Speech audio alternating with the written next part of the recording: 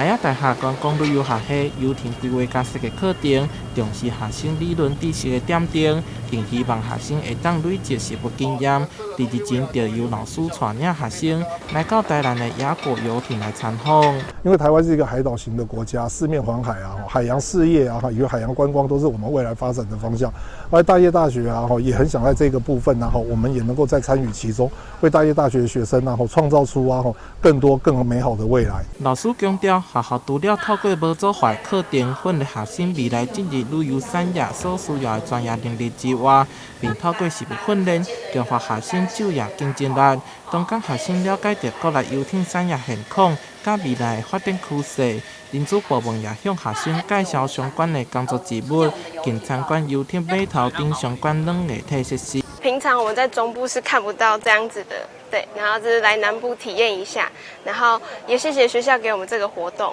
我觉得很棒，很有趣。相较于以往这个行业来说，